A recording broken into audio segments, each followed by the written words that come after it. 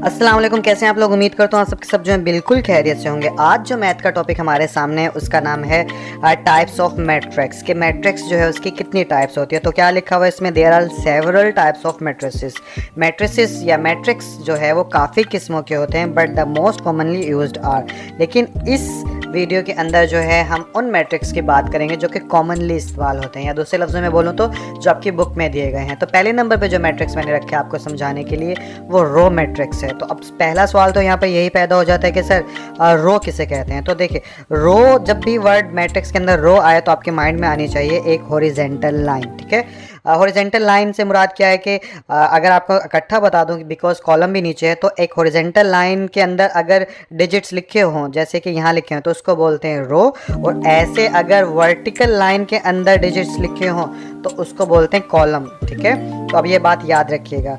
तो अब इसकी डेफिनेशन पढ़ लेते हैं कि इसमें क्या लिखा हुआ है। A matrix is said to be row matrix. एक मैट्रिक्स जो है उस वक्त रो मैट्रिक्स कहलाता है if it has only one row, जब उस मैट्रिक्स के अंदर सिर्फ एक रो हो। जैसे कि ये एक रो हो गई। अगर यहाँ पे और डिजिट्स होते, जैसे इधर फिर इधर और होते, फिर इधर स्क्वायर ब्रैकेट से क्लोज कर दिया जाता तो 3 रोज होती। लेकिन रो मैट्रिक्स में आपने याद रखना है कि एक ऐसा मैट्रिक्स जिसमें सिर्फ ओनली वन रो होगी उसे रो मैट्रिक्स कहा जाएगा। ठीक है, इसी तरह कॉलम भी बिल्कुल ऐसे ही है। A matrix is said to be a column matrix. एक मैट्रिक्स कॉलम मैट्रिक्स उस वक्त कहलाता है if it has only one column. तो जिस तरह एक हॉरिजेंटल यानी एक रो होगी तो वो रो मैट्रिक्स कहलाएगा, और इस तरह एक किसी भी मैट्रिक्स अगर कंसिस्ट करता है, मुश्तमिल होता है एक कॉलम पर या एक लाइन पर जिसके अंदर सिर्फ डिजिट्स लिखे हुए हैं, तो उसको बोलते हैं कॉलम मैट्रिक्स। तो ये भी आसान सा था। आगे चलते हैं, आगे बात करें तो अब बात होती है रेक्टेंगुलर मैट्रिक्स की। रेक्टेंगुलर मैट्रिक्स किसे कहा जाता है। तो a matrix is said to be rectangular. कोई भी मैट्रिक्स जो है उस वक्त रेक्टेंगुलर कहलाता है इफ़ द नंबर ऑफ रोज, यानी कि उस मैट्रिक्स में जो रोज की तादाद है इज़ नॉट इक्वल, वो बराबर ना हो किसके, नंबर ऑफ कॉलम्स। यानी कोई भी एक ऐसा मैट्रिक्स है जिसमें रोज़ की जो तादाद है और कॉलम्स की जो तादाद है वो इक्वल ना हो, उसे रेक्टेंगुलर मैट्रिक्स कहलाते हैं।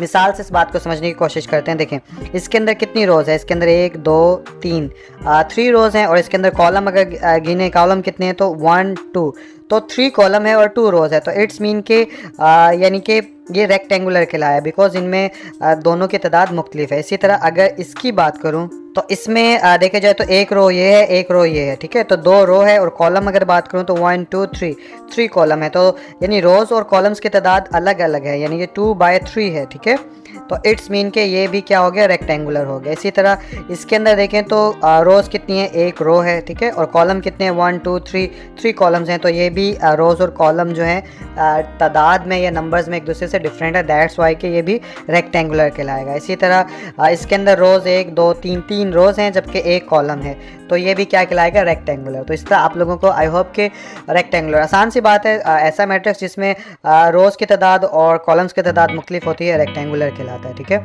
तो इसके बाद जो हम स्क्वायर मैट्रिक्स को देख लेते हैं कि इसमें क्या कहा जा रहा है। A matrix is said to a square. कोई भी मैट्रिक्स उस वक्त स्क्वायर मैट्रिक्स कहलाता है if the number of rows, के नंबर ऑफ रोज जो हैं उस मैट्रिक्स में इज इक्वल, वो बराबर हो किसके, नंबर ऑफ कॉलम्स। यानी कि किसी भी मैट्रिक्स में जब नंबर ऑफ रोज और नंबर ऑफ कॉलम्स आपस में बराबर होंगे तब वो मैट्रिक्स स्क्वायर मैट्रिक्स कहलाएगा। एग्जांपल में देखें तो देखिए, 2 रोज हैं तो 2 ही कॉलम है। ठीक है, इसके अंदर 3 रोज हैं, और अगर इसको कॉलम्स देखें तो 1 2 3 ही कॉलम्स हैं। इसी तरह लास्ट में ये ऑब्जेक्टिव में भी आ सकती है, अगर किसी यानी कि मैट्रिक्स के अंदर एक डिजिट लिखा हुआ है तो उसको स्क्वायर मैट्रिक्स ही कंक्लूड करते हैं या कंसीडर किया जाता है। ठीक है, तो स्क्वायर मैट्रिक्स और रेक्टेंगुलर में थोड़ा सा फ़र्क है। क्या फ़र्क है कि रोज़ और कॉलम अगर आपस में बराबर होंगे तो स्क्वायर कहलाएगा, और अगर बराबर नहीं होंगे तो रेक्टेंगुलर कहलाएगा। आगे चलें तो अब ज़ीरो मैट्रिक्स की बात कर लेते हैं। इसमें क्या कहा जा रहा है, the matrix is said to be zero. कोई भी मैट्रिक्स उस वक्त ज़ीरो मैट्रिक्स कहलाएगा if all its elements are equal to zero. तो सबसे पहले एलिमेंट्स किसे कहा जाता है, इसके अंदर जो डिजिट्स हैं उनको इंट्रीज भी कहा जाता है और एलिमेंट्स भी कहा जाता है। तो इसमें क्या कहा जा रहा है कि कोई भी मैट्रिक्स उस वक्त ज़ीरो मैट्रिक्स कहलाता है जब उसके अंदर तमाम एलिमेंट्स या इंट्रीज जो हैं वो ज़ीरो के बराबर हों। जैसे आप देखें कि चाहे जितनी रोज़ और कॉलम हों, लेकिन हों सारे के सारे ज़ीरो होने चाहिए, तभी वो ज़ीरो मैट्रिक्स कहलाएगा। ठीक है, तो इसके बाद हम चलते हैं ट्रांसपोज मैट्रिक्स की तरफ कि ट्रांसपोज मैट्रिक्स जो है वो किसे कहते हैं। तो इसकी डेफिनेशन देख लेते हैं। R matrix obtained by interchanging the rows into columns और कॉलम्स इनटू रोज, कि कोई भी मैट्रिक्स जो है अगर उसके इंटरचेंज का मतलब ये होता है कि उलट, यानी कि रो को कॉलम में बदलना और कॉलम को रो में बदलने को प्रोसेस जो होता है इसको बोलते हैं इंटरचेंज। ठीक है, तो एक ऐसा मैट्रिक्स जिसमें रोज को किस में बदल दें, कॉलम में, या फिर ठीक है कॉलम्स को बदल दो रोज के अंदर, तो उस मैट्रिक्स को कहा जाता है ट्रांसपोज ऑफ दैट मैट्रिक्स, यानी उस मैट्रिक्स का ट्रांसपोज करना कहा जाता है। मिसाल से आपको ये बात अच्छे से समझ में आ जाएगी। ये एग्जाम्पल है आपके सामने, अगर इसको देखें हम तो अब देखिए ये एक मैट्रिक्स ए है। अगर हमने इसका ट्रांसपोज लिया, तो किसी भी मैट्रिक्स का ट्रांसपोज लेते हैं तो उसको उसके नाम के ऊपर जो है छोटा सा टी डाल देते हैं। ठीक है, यहाँ पे जैसे कि मैंने हाईलाइट किया। ठीक है, तो इस ए का हमने ट्रांसपोज लिया, तो बेसिकली अब इसके अंदर रो क्या है, 1 2 3।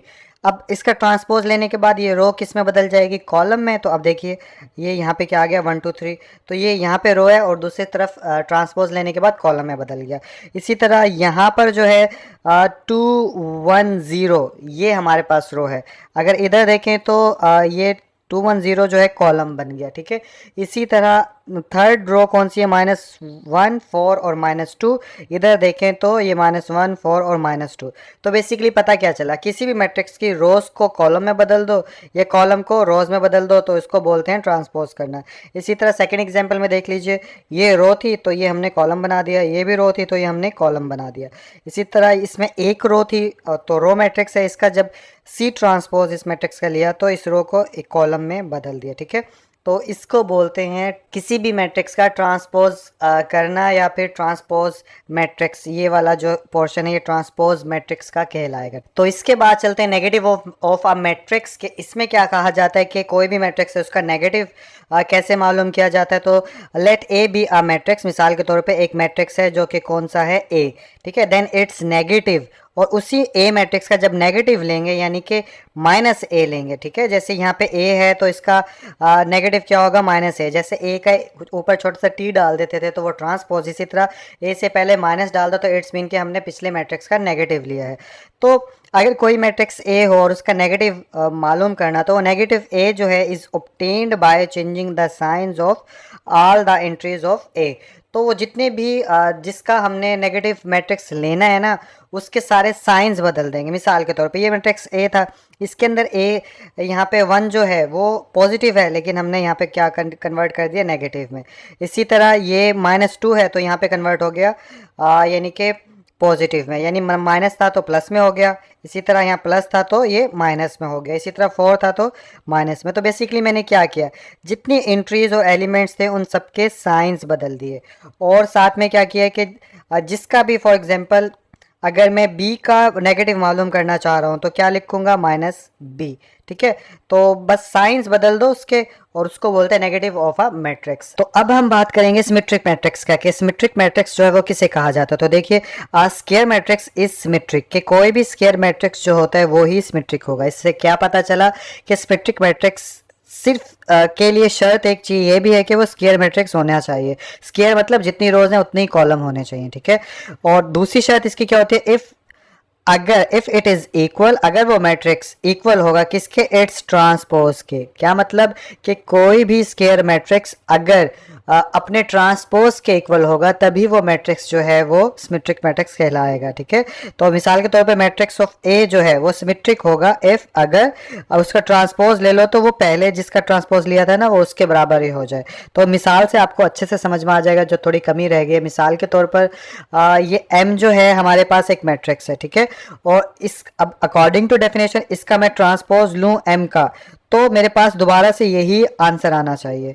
तो अगर इसका मैं ये नीचे ट्रांसपोज लिया हो एग्जांपल में, ठीक है, तो ट्रांसपोज कैसे लेते हैं कि ये रो थी इसको देखो कॉलम में बदल दिया, ये भी रो थी इसको कॉलम में बदल दिया, ये भी रो थी इसको भी कॉलम में बदल दिया। तो बेसिकली नीचे जो है हमने क्या साबित हुआ कि ट्रांसपोज ले लिया। अब ट्रांसपोज लेने के बाद भी नंबर्स वैसे के वैसे ही इंट्रीज हैं। देखिए 1 2 3 यहाँ है, यहाँ पे भी 1 2 3 है, यहाँ पे 2 1 4 है, यहाँ पे भी 2 1 4 है, यहाँ पे 3 4 0 है, यहाँ पे भी 3 4 0 है। तो ट्रांसपोज लेने के बाद बिकॉज ये सेम है इसीलिए इसीलिए 10 लिहाजा m is a symmetric matrix के m जो है वो क्या कहलाएगा, सिमेट्रिक मैट्रिक्स कहलाएगा। तो ठीक है, आई होप ये आपको समझ में आ गया होगा। एक और एग्जांपल भी है कि जिससे आपको और अच्छे से क्लियर हो जाएगा। ये A मैट्रिक्स है और ये इसका ट्रांसपोज लिया। अब देखिए बराबर नहीं है, इधर 2 1 3 है, इधर 2 -1 और 3 है, तो इट्स मीन आपस में इक्वल नहीं है, तो इसीलिए is not equal to A, इसीलिए ये सिमेट्रिक मैट्रिक्स नहीं कहलाएगा। तो सिमेट्रिक मैट्रिक्स हो गया हमारे पास। आगे चलते हैं। तो अब हमारे सामने स्क्यू सिमेट्रिक मैट्रिक्स के स्क्यू सिमेट्रिक किसे कहते हैं, तो a square matrix A is said to be skew symmetric कि कोई भी मैट्रिक्स A जो है उसकी पहली शर्त क्या है कि वो स्क्वायर होना चाहिए पिछले सिमेट्रिक की तरह, और दूसरी शर्त क्या है कि वो उस वक्त स्क्यू सिमेट्रिक होगा जब के जिसका हम यानी कि स्क्यू सिमेट्रिक मालूम कर रहे हैं उसमें उस मैट्रिक्स का अगर ट्रांसपोज लिया जाए वो -a के बराबर आना चाहिए। इस ये बात आपको ऐसे आसानी से समझ में नहीं आएगी, मैं आपको बताता हूँ। ठीक है, मिसाल के तौर पर ये हमारे पास जो है एक मैट्रिक्स A है। ठीक है, इसका अगर सब तो दो काम करूँगा मैं। पहले क्या करूँगा, पहले मैं ट्रांसपोज लूँगा। ठीक है, उस मैट्रिक्स का जिसका हमने मालूम करने की स्क्यू सिमेट्रिक है या नहीं है, और दूसरे नंबर पे क्या करूँगा, उसका नेगेटिव जो है वो मैट्रिक्स मालूम करूंगा। जैसे इधर A था तो इट्स मीन पहले नंबर पे मैं ये कहना चाह रहा हूँ कि इसका ट्रांसपोज मालूम करूंगा, दूसरे नंबर पे क्या मालूम करूंगा, इसका -a मालूम करूंगा। तो इस A का अगर ये और ये मैं दोनों मालूम कर लूंगा और उसके बाद यानी कि इसका आंसर और इसका आंसर सेम आएगा, यानी कि A ट्रांसपोज अगर आ गया -a के, तो उस सूरत में ये कहलाएगा, ये वाला A जो है ये क्या कहलाएगा, ये कहलाएगा हमारा स्क्यू सिमेट्रिक मैट्रिक्स। ठीक है, इसीलिए इसके फार्मूले के अंदर क्या लिखा हुआ है कि जिसका आप ये स्क्यू सिमेट्रिक मालूम कर रहे हो वो इस फार्मूले पे पूरा उतरना चाहिए, इस इक्वेशन पे पूरा उतरना चाहिए। तो स्क्यू सिमेट्रिक भी आई होप आपको समझ में आ गया होगा। आगे चलते हैं डायगोनल मैट्रिक्स के। डायगोनल मैट्रिक्स जो है वो किसे कहा जाता है, तो देखिए स्क्वायर मैट्रिक्स। अब इसके लिए भी जो मैट्रिक्स डायगोनल मैट्रिक्स होगा वो स्क्वायर मैट्रिक्स जरूर होना चाहिए। ठीक है, diagonal matrix A is called a diagonal matrix के कोई भी मैट्रिक्स A जो है, मिसाल के तौर पर नाम रखा है कि कोई भी मैट्रिक्स A जो है अगर डायगोनल मैट्रिक्स है, इफ एटलीस्ट तो कम अज कम, ठीक है, any of one of the entries of its diagonal, तो जितनी भी डायगोनल एंट्रीज हैं उनमें से कम से कम एक। तो सबसे पहला सवाल ये पैदा हुआ कि सर डायगोनल एंट्रीज कौन सी होती हैं, तो पहले तो इसका जवाब समझना होगा। तो देखिए ये मैट्रिक्स है ना, तो ऐसे जो एंट्रीज होती हैं उसको डायगोनल बोलते हैं। इधर से ऐसी जो होगी उसको डायगोनल बोलते हैं। ठीक है, ऐसी जो होगी उसको डायगोनल बोलेंगे, इधर से ये, इधर से ये। तो ये जो हाईलाइट मैंने एंट्रीज की है ना, इन एंट्रीज को बोला जाता है डायगोनल एंट्रीज। अब उस ऊपर वाली बात को समझते हैं कि वो क्या कह रहा था कि कोई भी मैट्रिक्स जो है अगर उसकी डायगोनल एंट्रीज के अंदर कम से कम एक, ठीक है, एक entry is not zero, zero ना हो, and non diagonal entries must be zero. और दूसरी शर्त क्या है कि बाकी जितनी नॉन जीरो डायगोनल एंट्रीज हैं वो सारी जीरो हों। तो अब नॉन जीरो यानी कि एंट्रीज कौन सी हैं, वो ये हैं, ये देखें, ये 3 0, ये 3 0, ये नॉन डायगोनल एंट्रीज कहलाती हैं। ठीक है, यानी इस लाइन के अलावा जितनी भी एंट्रीज होती हैं वो नॉन डायगोनल एंट्रीज कहलाती हैं। तो दो शर्त हैं इसकी। पहली शर्त क्या है कि जो डायगोनल एंट्री है उसके अंदर कम से कम एक ऐसा एंट्री या नंबर होना चाहिए या एलिमेंट होना चाहिए जो कि ज़ीरो ना हो। ठीक है, और दूसरी कंडीशन क्या कह रहा है, वो बाकी नॉन डायगोनल एंट्रीज हैं वो सारी जो है वो जीरो होनी चाहिए ऑलवेज। ठीक है, इसीलिए अगर आप गौर करो, दोबारा से गौर करवाता हूँ कि ये देखिए नॉन जीरो जो है, नॉन डायगोनल जो है वो सारे तीनों के अंदर जीरो हैं। ठीक है, और इसीलिए जो है वो ये सारे के सारे जो हैं वो डायगोनल मैट्रिक्स कहलाएंगे, because non diagonal entry zero हैं और जो डायगोनल है उनमें कम से कम, अब इसके अंदर दो नॉन जीरो नंबर हैं तो इसलिए ये कम से कम एक नॉन जीरो होना चाहिए। जैसे अगर यहाँ पे ओनली 3 होता तब भी काम चल जाता। ठीक है, तो इधर तीनों ही नॉन जीरो हैं तो भी सही है, इधर भी तीनों नॉन जीरो हैं तो भी सही है। तो डायगोनल एंट्रीज, डायगोनल जो ऐसे लाइनें होती हैं इसके अंदर कम से कम एक नंबर होना चाहिए जीरो के अलावा, बाकी सारे जीरो होने चाहिए सादा लफ्ज़ों में। तो आई होप डायगोनल मैट्रिक्स जो है आप लोगों को ये भी समझ में आ गया होगा। अब आ गया हमारा स्केलर मैट्रिक्स कि स्केलर मैट्रिक्स जो है वो किसे कहा जाता है। तो देखिए डायगोनल मैट्रिक्स के, अब यहाँ पे स्केलर मैट्रिक्स नहीं, स्केलर मैट्रिक्स के लिए यानी कि ये बात की जा रही है कि जो भी स्केलर मैट्रिक्स होगा वो डायगोनल मैट्रिक्स जो है वो ज़रूर होगा। तो कोई भी डायगोनल मैट्रिक्स जो है वो स्केलर उस वक्त कहलाएगा if all the diagonal entries, जब सारी डायगोनल एंट्रीज जो है वो क्या हो, सेम हो एंड नॉन ज़ीरो हो। तो दो शर्त है कि डायगोनल एंट्रीज सेम होनी चाहिए, पहली शर्त, और दूसरा नॉन ज़ीरो होनी चाहिए। तो देख लेते हैं इस एग्जाम्पल के अंदर। तो देखें ये डायगोनल एंट्रीज हैं और ये सारी की सारी सेम है और ज़ीरो भी नहीं है, तो इट मीन ये ए जो है वो हमारा स्केलर मैट्रिक्स है। इसी तरह बी जो है वो भी स्केलर है, बिकॉज डायगोनल एंट्रीज सेम है और बाकी जो है और डायगोनल एंट्रीज ज़ीरो भी नहीं है। इसी तरह ये 5 जो है ये भी स्केलर कंसिडर किया जाएगा, बिकॉज इसमें जो डायगोनल एंट्री, बिकॉज एक ही नंबर है तो ये ही डायगोनल एंट्री हो गया, और ये नॉन ज़ीरो भी हो गया, तो ये भी इसलिए स्केलर मैट्रिक्स के अंदर ही शामिल किया जाता है। ठीक है, तो आई होप ये चीज़ भी आप लोगों को समझ में आ गई होगी। तो लास्ट में हमारे पास जो है वो आइडेंटिटी मैट्रिक्स है। आइडेंटिटी मैट्रिक्स किसे कहा जाता है, तो ये भी एक ऐसा डायगोनल मैट्रिक्स होता है, यानी कि diagonal matrix is called identity और यूनिट, यानी इसको यूनिट मैट्रिक्स भी कहा जा सकता है। या आइडेंटिटी मैट्रिक्स ऐसा मैट्रिक्स होता है जिसमें if all diagonal entries are 1, ठीक है, and it's denoted by I, ठीक है, ये आई है ऐसे। तो ये सबसे आसान है कि जितनी भी डायगोनल एंट्रीज, उसमें क्या था कि एक जैसी होनी चाहिए। इसमें ये शर्त कहता है कि जितनी भी डायगोनल एंट्रीज हैं वो होनी ही 1 चाहिए, 1 के अलावा कोई नहीं होनी चाहिए। ठीक है, और इसको हमेशा आई से जो है वो रिप्रेजेंट किया जाता है। ठीक है, तो इसी तरह सी जो है ये 1 है, तो इट्स मीन आइडेंटिटी मैट्रिक्स कहलाएगा। अब आपसे एक सवाल पूछता हूँ, ये C1 यानी कि इसमें 1 है तो ये आइडेंटिटी है, लेकिन यहाँ पे 5 लिखा हुआ है। ठीक है, तो ये यानी कि इसको मैं मार्कर से, यानी ये 5 है, यानी यहाँ पे C 5 के इक्वल है, ये स्केलर कहला रहा है। लेकिन यहाँ पे आइडेंटिटी में C जो है 1 के इक्वल है, लेकिन ये आइडेंटिटी कहला रहा है। क्यों? आई होप पता चल गया होगा, लेकिन मैं बता देता हूँ, क्योंकि डायगोनल एंट्री में अगर 1 होगा तो वो आइडेंटिटी कहलाएगा, अदरवाइज कोई और नंबर होगा तो वो स्केलर कहलाएगा। तो आई होप आज की ये वीडियो जो है आप लोगों को अच्छी लगी होगी, मैट्रिक्स के बारे में काफ़ी कुछ समझ भी आया होगा, और बाकी इंशाल्लाह आपसे अगली वीडियो के अंदर मुलाकात होती है। अपना बहुत सा ख्याल रखिएगा। अगर ये वीडियोस आपको अच्छी लग रही हैं तो काइंडली लाइक करिएगा इसे, और अपने दोस्तों के साथ भी शेयर करिएगा, और कुछ कहना चाहते हैं तो कमेंट भी ज़रूर करिएगा। अपना बहुत सा ख्याल रखिएगा। अल्लाह हाफिज़। अस्सलाम वालेकुम, कैसे हैं आप लोग? उम्मीद करता हूँ आप सबके सब जो हैं बिल्कुल खैरियत से होंगे। आज हम एक्सरसाइज नंबर 1.2 जो है उसे स्टार्ट करने जा रहे हैं। तो क्वेश्चन नंबर 1 आप लोगों को स्क्रीन के ऊपर नज़र आ रहा है। अगर ये छोटा नज़र आ रहा है या धुंधला नज़र आ रहा है तो अपनी किताब साथ खोल कर रख लीजिए, उसमें क्वेश्चन पढ़ लीजिए और मेरी बात सुनते रहिए। तो क्वेश्चन नंबर 1 के अंदर ये बताया जा रहा है कि फ्रॉम द फॉलोइंग मैट्रिसेस, जितने भी मैट्रिसेस दिए गए हैं इनमें आइडेंटिफाई करना है। क्या आइडेंटिफाई करना है? यूनिट मैट्रिक्स कौन सा है नीचे दिए गए मैट्रिसेस के अंदर, रॉ मैट्रिक्स कौन सा है, कॉलम मैट्रिसेस कौन से हैं, और नल या ज़ीरो मैट्रिसेस कौन कौन से हैं। तो सबसे पहले नंबर पे कौन सा मैट्रिक्स है हमारा? ए। अगर ए में देखें तो क्या है, सारे ज़ीरोज़ हैं। ठीक है, तो अब सारे एलिमेंट्स या फिर सारी एंट्रीज ज़ीरो हैं, तो इसलिए ये क्या कहलाएगा? ये हमारा कहलाएगा नल या फिर ज़ीरो मैट्रिक्स। आई थिंक इसको नल ही पढ़ते हैं, मुझे सही से कंफर्म नहीं है, लेकिन मैं तो इसे ज़ीरो मैट्रिक्स ही पढ़ता हूँ। ठीक है, तो इसको बोलते हैं यानी ए जो है हमारा क्या कहलाएगा? Zero matrix. इसी तरह बी की तरफ चलें तो इसमें क्या है, इसमें जितनी भी एंट्रीज हैं वो सारी एक रो के अंदर लिखी हुई हैं। ठीक है, तो बिकॉज इसके अंदर एक रो के अंदर लिखी हुई है तो इसलिए ये हमारा क्या हो जाएगा? ये हमारा रो मैट्रिक्स हो जाएगा। ठीक है, इसके अंदर जितनी भी एंट्रीज हैं एक कॉलम की सूरत में लिखी हुई हैं, तो इसलिए ये हमारा क्या हो जाएगा? कॉलम मैट्रिक्स हो जाएगा। ठीक है, तो आई होप पीछे आप लोगों ने डेफिनेशंस जो मैंने बताई हैं उनको अच्छे से समझा होगा, तभी ये चीज़ आपको समझ में आएगी, वरना समझ में नहीं आएगी।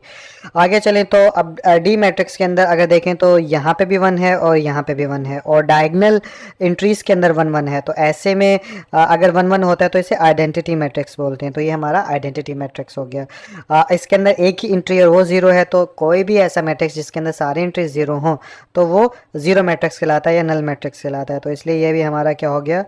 ज़ीरो मैट्रिक्स हो गया। ठीक है, और एफ की तरफ चलें तो इसमें भी एक कॉलम है, तो ये हमारा क्या हो गया? ये भी कॉलम मैट्रिक्स हो गया। ठीक है, तो आई होप ये चीज़ जो है आपको समझ में आ गई होगी। अगले क्वेश्चन की तरफ चलते हैं। तो अगले क्वेश्चन पर जाने से पहले मैंने सोचा आपको बता दूं कि इसके आंसर आप ऐसे ही मत लिख दीजिएगा। अपनी नोटबुक पे आप इस तरह से लिखेंगे कि A is a null matrix, B is a row matrix, C is a column matrix, D is a unit, और आइडेंटिटी दोनों एक ही मैट्रिक्स के नाम होते हैं, तो कुछ भी लिख सकते हैं। ई इज़ अ नल और F is a column matrix. आप ऐसे यानी कि ऐसे नहीं इसको लिख सकते, ये सिर्फ समझाने के लिए मैंने आपको किया था। ठीक है, अब अगले क्वेश्चन की तरफ चलते हैं।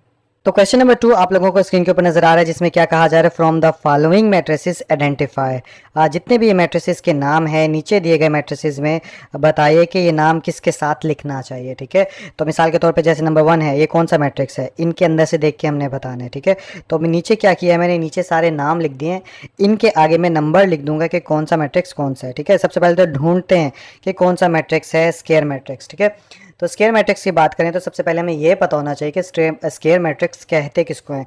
तो ऐसे मैट्रिक्स जिसमें कॉलम्स और रोज की तादाद जो होती है बराबर होती है, उन्हें स्क्वायर बोलते हैं। तो एक तो 3 हो गया, और कौन सा हो गया, 4 हो गया, और इसके अलावा 8 हो गया, बिकॉज इधर भी 3 रोज हैं और 3 कॉलम है। तो 3 मैट्रिक्स यानी 3 मैट्रिक्स ऐसे हैं ऊपर जो कि स्क्वायर मैट्रिक्स कहलाएंगे। इसलिए मैं यहाँ पे क्या लिखूँगा, यहाँ पे लिख देता हूँ एक तो थर्ड का नाम, इसके अलावा फोर्थ का नाम, और इसके अलावा मैं 8 का नाम लिख देता हूँ। ठीक है, उसके बाद रेक्टेंगुलर मैट्रिक्स कौन से होते हैं, तो डेफिनेशन के अकॉर्डिंग ऐसे मैट्रिक्स जिसमें रोज और कॉलम्स की तादाद मुख्तलिफ होती है, डिफरेंट होती है, उन्हें रेक्टेंगुलर कहा जाता है। तो ढूंढते हैं ऊपर, नंबर 1 ए जो है वो इसमें 2 रोज हैं और 3 कॉलम्स हैं, तो ये एक ये हो गया। इसी तरह ये भी हो गया हमारा रेक्टेंगुलर, बिकॉज इधर 3 रोज हैं और 1 कॉलम है। आगे चलें तो ये भी हो गया हमारे पास। ठीक है, डिफरेंट रोज डिफरेंट कॉलम। इसके अलावा ये भी हो गया, ये भी हो गया, और ये भी हो गया। तो मेरे ख्याल से काफ़ी सारे हैं, तो ये सारे के सारे जो हैं यहाँ लिख लें। क्यों इतने सारे हैं, बिकॉज इसमें भी देखें तो 3 रोज हैं और 2 कॉलम है, तो डिफरेंट हैं, तो इसलिए ये सारे लिख लेते हैं यहाँ पर।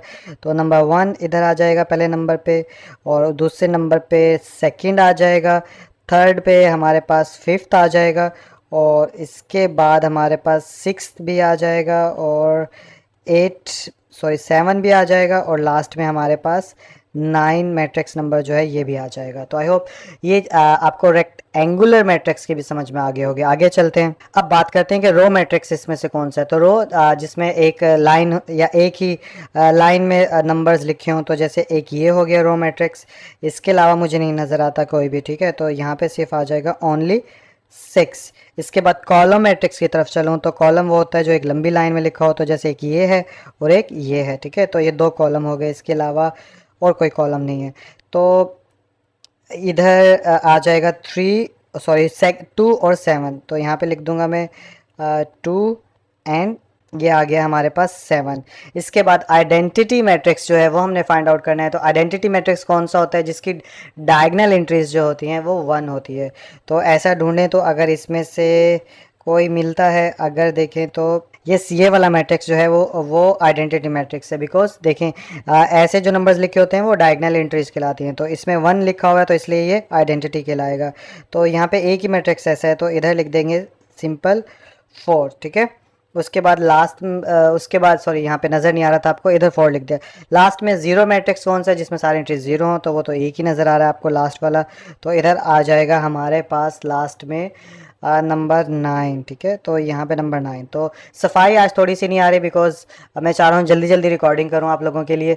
तो आई होप लेकिन आपको वीडियो जो है वो समझ में आ रही होगी। तो इस तरह से ये सारे मैट्रिसेस जो हैं आपने चेक कर लिए। कुछ गलती होगी तो इग्नोर कर दीजिएगा, लेकिन समझ में आप लोगों को ज़रूर आ गया होगा। ठीक है, तो क्वेश्चन नंबर 3 आप लोगों को स्क्रीन के ऊपर नजर आ रहा है, जिसमें क्या कहा जा रहा है पिछले क्वेश्चंस की तरह ही कि फ्रॉम द फॉलोइंग मैट्रिसेस, जितने भी मैट्रिसेस दिए गए हैं नीचे आइडेंटिफाई करना है उसमें से कौन क्या क्या आइडेंटिफाई करना है कि कौन सा मैट्रिक्स डायगोनल है, कौन सा स्केलर है, कौन सा यूनिट या आइडेंटिटी मैट्रिक्स मौजूद है। तो हम आइडेंटिफाई कर लेते हैं। नीचे मैंने हेडिंग्स भी लिख दी हैं, तो उनके सामने पिछले क्वेश्चन की तरह लिख लेते हैं। तो देखें, सबसे पहले तो आपको ये पता होना चाहिए कि स्केलर मैट्रिक्स होता कौन सा है। तो स्केलर मैट्रिक्स पीछे डेफिनेशन आपने देखी होगी कि ऐसा मैट्रिक्स जिसकी डायगोनल एंट्रीज जो होती हैं वो एक जैसी होती हैं। ठीक है, और बाकी एंट्रीज जो होती हैं वो 0 होती है। तो अगर गौर से देखें तो मैट्रिक्स ए जो है इसमें डायगोनल एंट्रीज 4 4 है, तो ये एक जैसी है, और बाकी एंट्रीज 0 है, तो एक तो हो गया हमारे पास ए। इसके अलावा कौन सा है, इसके अलावा सी भी है। सी में दोनों एंट्रीज एक जैसी हैं, लेकिन अगर दोनों डायगोनल एंट्रीज या जितनी भी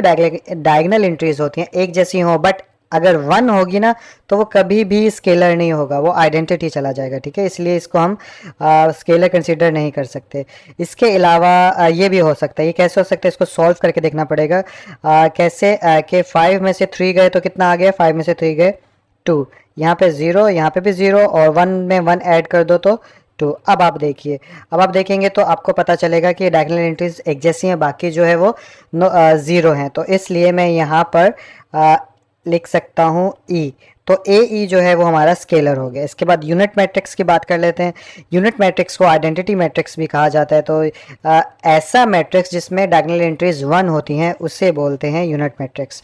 तो वो हमारे पास एक ही है, सी। इसके अलावा देखें आप, कोई भी नहीं है, इधर 3 आ जाता है, तो इसलिए यहाँ पे आ जाएगा हमारा क्या, सी। इसके बाद लास्ट में डायगोनल मैट्रिक्स की बात कर लेते हैं। डायगोनल मैट्रिसेस कौन से हैं इसमें, तो अगर आप गौर से देखें, डायगोनल मैट्रिक्स पहले कहते किसको हैं, ऐसा मैट्रिक्स जिसमें जो डायगोनल एंट्रीज होती हैं उसमें एक नंबर जो है कम से कम नॉन ज़ीरो हो, वो डायगोनल होता है। तो ऐसे में अब देखते हैं कौन कौन सा है। तो अगर इधर गौर से देखें तो ये डायगोनल एंट्रीज हैं और इसमें कम से कम एक नॉन ज़ीरो होना चाहिए, तो इसमें तो दोनों ही नॉन ज़ीरो, तो कोई फ़र्क नहीं। यानी ये शर्त नहीं है कि बस ये शर्त है लोएस्ट फॉर्म में कि कम से कम एक डायगोनल एंट्रीज में नॉन ज़ीरो नंबर होना चाहिए। ये अब बेशक सारे हों उससे फ़र्क नहीं पड़ता, कम से कम एक होना चाहिए। आई होप आप लोगों को समझ में आया होगा। तो इसलिए एक तो ए लिख देंगे यहाँ पर। अगर इसके बाद देखें तो ये डायगोनल एंट्रीज है, इसके अंदर कम से कम एक नॉन ज़ीरो होना चाहिए, तो दोनों ही नॉन ज़ीरो है, तो इट्स मीन के ये भी डायगोनल एंट्रीज है। इधर देखें तो ये जो है ये भी डायगोनल एंट्री है। क्यों? क्योंकि इसमें भी नॉन ज़ीरो है, तो इसको भी हम कंसीडर करेंगे डायगोनल मैट्रिक्स। इसके अलावा इधर देखें तो इधर भी एक नॉन ज़ीरो है जो कि 3 है, तो ये भी डायगोनल मैट्रिक्स हो गया। और इधर देखें तो इधर भी नॉन ज़ीरो है, तो ये भी डायगोनल हो गया। तो इट्स मीन सारे जो हैं वो डायगोनल हैं, तो इसलिए सारों के नाम लिख दो, ए बी सी डी और ए। तो ये सारे डायगोनल मैट्रिसेस हो गए। तो आई होप कि ये क्वेश्चन भी आप लोगों को समझ में आ गया होगा। तो क्वेश्चन नंबर 4 आप लोगों को स्क्रीन के ऊपर नजर आ रहा है, जिसमें हमें क्या कहा जा रहा है, find the negative of matrices. कि जितने भी मैट्रिसेस दिए गए हैं ए बी सी डी और ई, इन सब का आपने नेगेटिव मैट्रिक्स मालूम करना है। तो नेगेटिव मैट्रिक्स किसे कहते हैं? अगर आप लोगों को याद हो कि कोई भी ऐसा मैट्रिक्स जिसके एंट्रीज के सारे साइन बदल दो तो उसे नेगेटिव मैट्रिक्स कहा जाता है। तो इसको करते कैसे, सबसे पहले ए मैट्रिक्स है हमारे सामने, तो मैं यहाँ पे लिख लेता हूँ, यहाँ पे पहले डालता हूँ ब्रैकेट्स क्योंकि 3 है, और उसके बाद 1 0 -1, और यहाँ पे आ जाएगी एक और, ब्रैकेट डालने में काफ़ी मुश्किल होती है, और यहाँ पे आ गया ए। तो ये हमारे पास आ गया ए मैट्रिक्स। अब हमने इसका नेगेटिव मालूम करना है, तो सबसे पहले एंट्रीज बदलते हैं ना इसकी।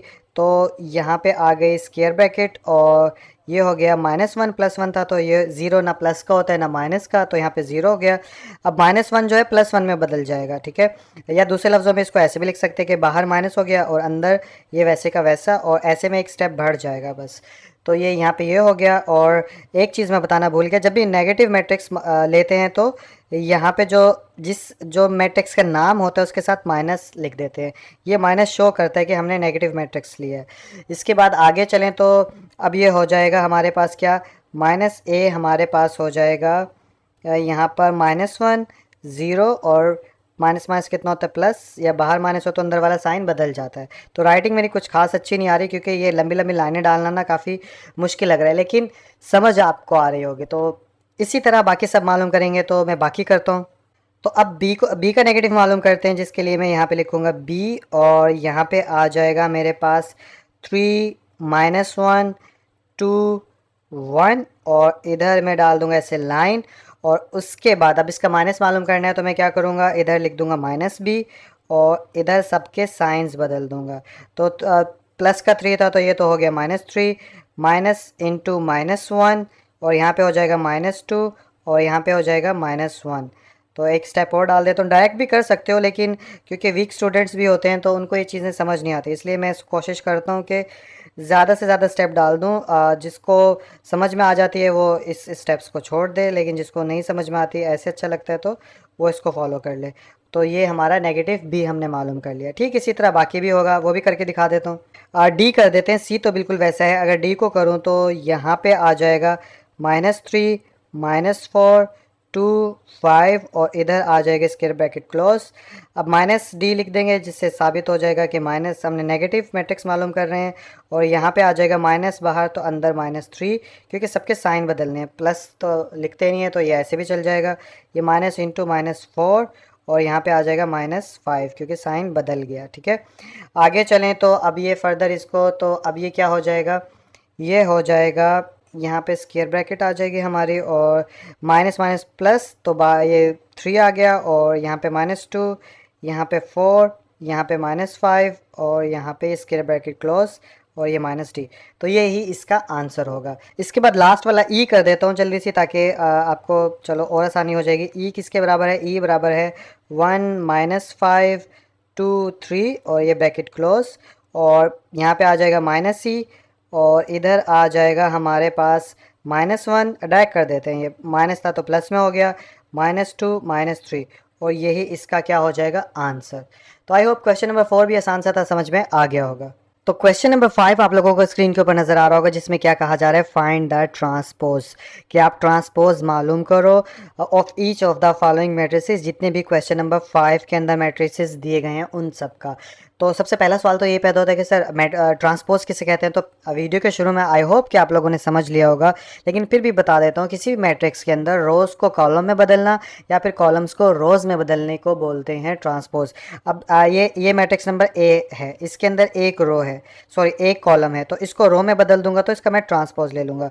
और ट्रांसपोज को जाहिर कैसे करते हैं? ट्रांसपोज को जाहिर करते हैं, जैसे ए का ट्रांसपोज लेना है तो मैंने ए के ऊपर डाल दूंगा छोटा सा टी, इसका मतलब मैं ए का ट्रांसपोज लेने जा रहा हूँ। रो को मैंने कॉलम में बदलना है, सॉरी कॉलम को रो में बदलना है, तो एक स्क्वायर ब्रैकेट यहाँ से आ गई, सॉरी थोड़ी टेढ़ी डल गई, अगर सीधी करूँ तो ये हो गई, और उसके बाद 0 1 -2, और ये स्क्वायर ब्रैकेट क्लोज। तो आप देखिए कि मैंने इसको, ये कॉलम में था, मैंने इसको क्या कर दिया? मैंने रो में चेंज कर दिया, तो ये इट्स मीन के मैंने इसका ट्रांसपोज ले लिया।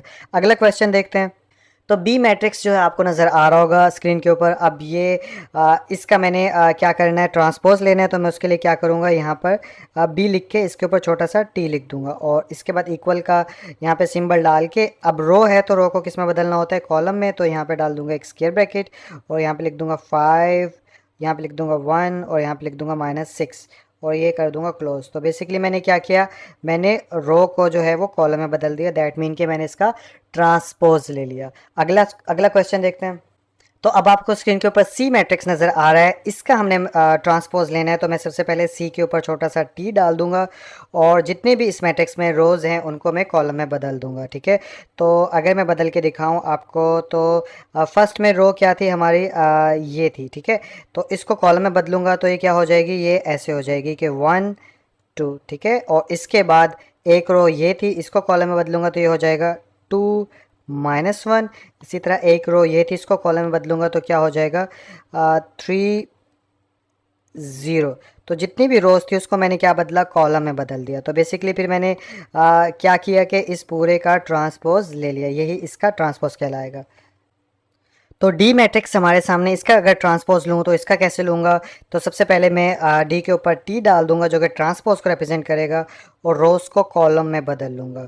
तो ये रो थी, इसको कॉलम में बदलूँ तो ये हो जाएगा 2 3, और इसी तरह ये रो थी, इसको अगर कॉलम में चेंज करूँ तो ये क्या हो जाएगा? 0 5, और यहाँ पे स्क्वायर ब्रैकेट क्लोज, और यही इसका आंसर कहलाएगा। तो ई मैट्रिक्स आपको नज़र आ रहा है, इसका ट्रांसपोज लूँ तो मैं क्या करूँगा? सबसे पहले ई के ऊपर डाल दूँगा टी, और उसके बाद यहाँ पे लिख दूँगा 2 3, और यहाँ पे आ जाएगा -4 5। तो बेसिकली मैंने क्या किया है? अब के मैंने बाद में बता रहा हूँ कि ये रो थी, ये कॉलम बन गया, ये रो थी, ये कॉलम बन गया। तो इस तरह ये भी हमारा मैट्रिक्स कन्वर्ट हो गया ट्रांसपोज के अंदर। तो हमारे सामने एफ मैट्रिक्स नज़र आ रहा है, अगर इसका ट्रांसपोज लूँ तो ये एफ के ऊपर छोटा टी डाल दिया, और रो को कॉलम में बदलूँ तो ये रो थी, ठीक है, इसको कॉलम में चेंज करूँगा तो ये यहाँ पे आ जाएगा। इसी तरह 3 4 को ये यहाँ पे आ जाएगा, और यही हमारा आंसर होगा। तो आई होप क्वेश्चन नंबर 5 भी आसान सा था। ये बहुत ज़रूरी है ट्रांसपोज को अच्छे से प्रैक्टिस करना, इसीलिए ज़्यादा मेहनत कर रहा हूँ 1.1 1.2 1.3 1.4 पर, क्योंकि ये अगर जिसको अच्छे से आ गए ना वो 1.5 और 6 अच्छे से आसानी से कर लेगा, ठीक है। तो अगले क्वेश्चन की तरफ चलते हैं। तो क्वेश्चन नंबर 6 आप लोगों को स्क्रीन के ऊपर नज़र आ रहा है, जिसमें क्या कहा जा रहा है कि वेरीफाई डैट, आपने साबित करके दिखाना है अगर ए मैट्रिक्स जो है इसके बराबर हो और बी मैट्रिक्स जो है अगर इसके बराबर हो, तो आपने प्रूव करके ये दो इक्वेशंस दिखानी है या ये दो क्वेश्चंस को आपने सॉल्व करना है। तो पहला क्वेश्चन आप लोगों को मैंने पहले से लिख रखा है, तो इसको सॉल्व करते हैं। तो सॉल्व करने के लिए सबसे पहले मैं यहाँ पे सॉल्यूशन लिख लूँगा। सोल्यूशन लिखने के बाद ऑब्वियसली बात है यहाँ पे ए लिखा हुआ है, तो ऊपर एक मैट्रिक्स दिया गया है, तो सबसे पहले हमें यहाँ पे लिखना होगा कि ए मैट्रिक्स किसके इक्वल है। तो क्वेश्चन में ऊपर बताया गया है 1 2 और 0 1, तो यहाँ पे लिख लूँगा मैं 1 2 0 1, ठीक है। और ये ऐसे हो गया। अब मुझे ए ट्रांसपोज मालूम करना है ना इसका, तो फिर मैं क्या करूँगा, इसका ट्रांसपोज मालूम कर लूँगा। तो यहाँ पे लिखूँगा ए टी, और ट्रांसपोज कैसे हो जाएगा कि जो रो थी वो कॉलम बन गई, नीचे वाली रो जो है वो भी कॉलम बन गई। अगेन से समझ में नहीं आया तो ये रो थी कॉलम बन गया, ये भी रो थी कॉलम बन गया। तो अगला भी मैं ऐसे ही करने वाला हूँ, ठीक है। तो अब क्या करेंगे, हमारे पास ए ट्रांसपोज तो आ गया, बट अगर इधर गौर से देखो तो ए ट्रांसपोज मालूम करने के बाद उसका भी ट्रांसपोज मालूम करना है। तो इसलिए हम इसको दोबारा से इसका ट्रांसपोज मालूम करेंगे। तो मैं यहाँ पे लिखूँगा ए ट्रांसपोज का ट्रांसपोज, और इधर लिखूँगा मैं रो को कॉलम में बदल दो 1 0 2 1, और ये हमारा ए ट्रांसपोज का ट्रांसपोज हो गया। अब गौर से देखिए कि ये है 1 2 0 1 के बराबर, और ए किसके बराबर है, अगर ए की तरफ रखूँ यहाँ पे, ये देखें 1 2 0 1 के बराबर। अगर ये दोनों आपस में एक दूसरे के इक्वल है तो ऑब्वियसली बात है फिर ये ए और ये भी इक्वल हुए। और क्वेश्चन हमारा क्या था, यही तो था कि ये दोनों प्रूफ करके दिखाना था कि ये आपस में बराबर हैं या नहीं है। तो इसलिए अब हम यहाँ पे लिख देंगे hence proved A is equal to A transpose का ट्रांसपोज। कुछ घबरा ना जाए कि ये इधर लिखना था सर और ये इधर लिखना था, एक्चुअली ये दोनों एक दूसरे के इक्वल है, तो कोई भी पहले लिखो कोई भी बाद में लिखो, इससे फ़र्क नहीं पड़ेगा, ठीक है।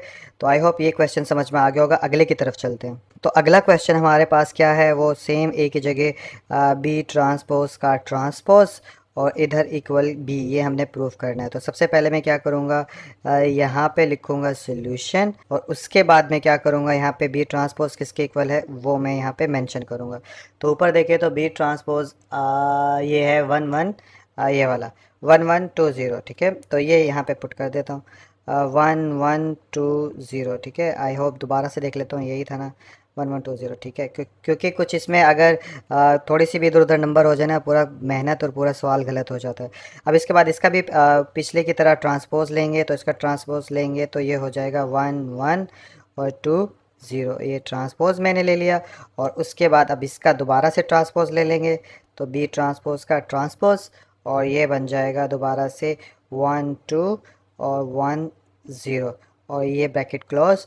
अब चेक कर लेते हैं, चेक करें तो देखें ये और ये अगर आपस में इक्वल है तो ये बी और बी ट्रांसपोज का ट्रांसपोज भी इक्वल होगा। तो इसलिए हम यहाँ पे लिख देंगे कि so proved B is equal to B transpose का ट्रांसपोज।